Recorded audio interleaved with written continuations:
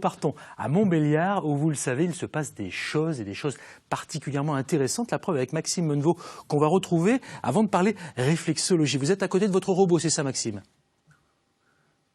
Bah oui Pascal, regardez, je suis toujours avec 88, c'est son petit nom, de ce robot intelligent. Alors on va vous le présenter parce que en fait ce robot, je suis avec Yacine Ruichak, bonjour. Bonjour. Vous êtes professeur ici à l'UTBM, spécialiste de la robotique. Présentez-nous un petit peu 88. Voilà, 88 c'est un robot donc, qui est doté de plusieurs capteurs. Donc ici on a, comment dirais-je, un lidar donc, avec un seul plan ici. Et puis donc on a donc 2 caméras stéréoscopiques. Et puis donc on a une Kinect donc composée d'un capteur infrarouge et puis donc d'une caméra. Voilà. Et ce robot, en fait, il a été prêté par Toyota, c'est ça? Et le but, c'était de le rendre intelligent, en fait. Tout à fait. Donc Toyota nous a prêté donc gracieusement donc ce robot pour pouvoir implémenter des fonctions d'autonomie, de navigation et puis donc d'aide à la personne à domicile. Alors, on va demander à Zi, qui est à côté de vous, qui est aussi enseignant ici à l'UTBM, est-ce que vous pouvez lui donner un ordre à ce robot? Qu'est-ce qu'on peut lui demander, par exemple? Avec plaisir. On peut lui demander d'aller chercher un café, par exemple. Alors, comment ça marche? Allez-y. 88. Okay, I am going to bring you coffee in room M414.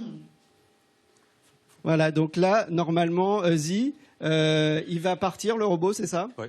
Parlez bien dans le micro. Oui. Alors voilà, on va essayer, on espère que 88, voilà, ça y est, il commence à avancer, notre petit robot. Donc, on va peut-être redonner le micro à Yacine. Yacine, comment il se déplace là?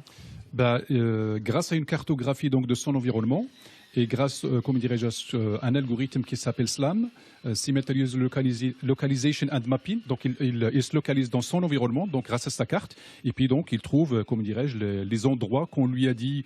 Par exemple ici, il va aller chercher, comment dirais-je, le café dans un endroit que pour lui, c'est une cuisine. Voilà. Donc ça veut dire qu'avant vous avez dû cartographier tous les lieux, en fait. Exactement. Ouais.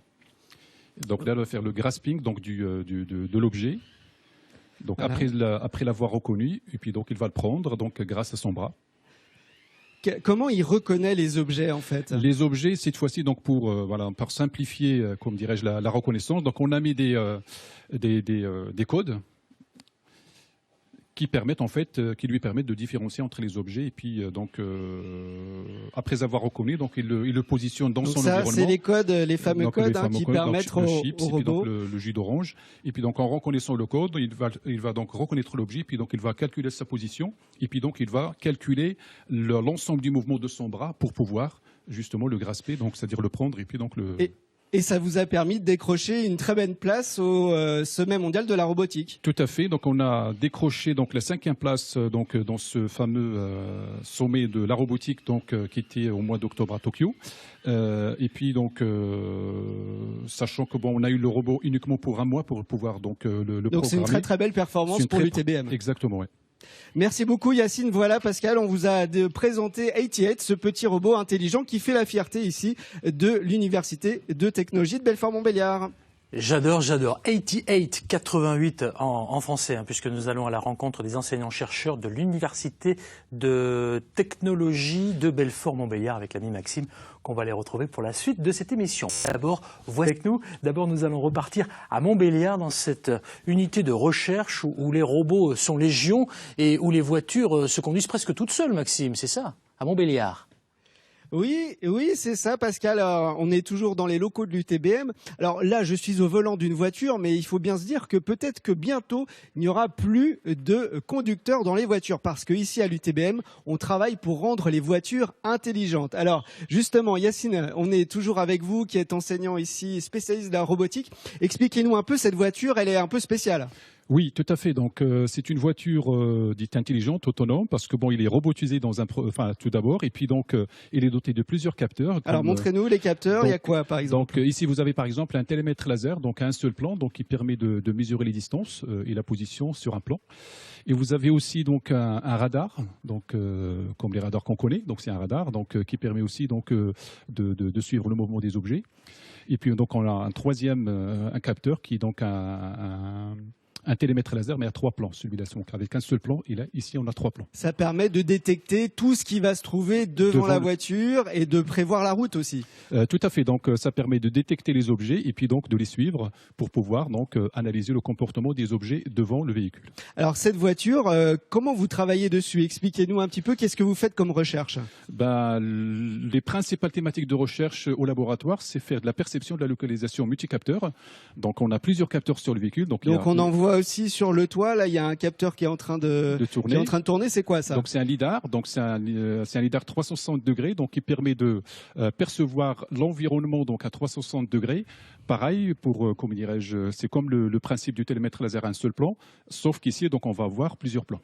Alors, 360 degrés, oui. On voit donc là, on va s'approcher à l'intérieur. Donc il y a des batteries qui permettent d'alimenter tous ces objets. Et en fait, c'est ça. Hein, elle est autonome en fait. Tout à fait. Elle est autonome, bien entendu, sur le plan énergétique. Bien entendu, on a des batteries ici pour pouvoir donc alimenter donc certains capteurs, parce que bon, il y a pas que ces batteries. Il y en a d'autres qui sont installées donc dans d'autres endroits du véhicule.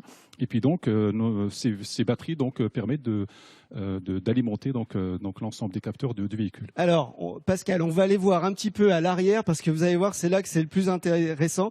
Regardez, dans le coffre de cette voiture, on découvre toute une armée d'ordinateurs qui collectent en fait ces données en temps réel. Pour en parler, je suis avec Nathan Combé. Bonjour Nathan. Bonjour. Alors expliquez-nous un petit peu qu'est-ce qui se passe dans ce coffre en fait. Alors dans ce coffre sont centralisées l'information, l'intégralité des acquisitions faites par les différents capteurs qui vous ont été présentés précédemment.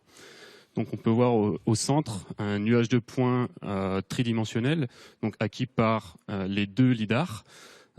Sur les côtés. Et les caméras, là on voit les images. Voilà. On peut voir sur les côtés les caméras gauche et droite du véhicule, donc avec des objectifs grand angle, de manière à couvrir un maximum les champs de vue gauche et droite du véhicule. Nathan, oui. Le véhicule intelligent, on en parle beaucoup en ce moment, c'est un peu à la mode, mais est-ce que ça vient? Est-ce que ici à Montbéliard, on est vraiment en avance sur ce point? Alors il y a plusieurs niveaux dans le véhicule intelligent. D'une part, des véhicules assistants, donc pour venir aider à la conduite, et plus perfectionnés, des véhicules 100% intelligents où on n'a pas besoin de tenir le volant, par exemple. Et ça va arriver? Ça va arriver. La recherche avance très vite dans ce domaine, et ça va arriver incessamment sous peu. Voilà Pascal, il va falloir attendre encore quand même quelques années pour pouvoir venir à France 3 sans conduire votre voiture, mais ça vient, on y travaille ici à Montbéliard. Mais super. En tout cas, on va vous retrouver, Maxime, du côté de l'UTBM de Belfort-Montbéliard. Et ne touchez pas votre téléviseur, voilà, c'est des petites liaisons, c'est pas toujours très évident, mais nos équipes techniques font le maximum dans des conditions qui ne sont pas toujours très faciles. Hein. Je ne vous ai senti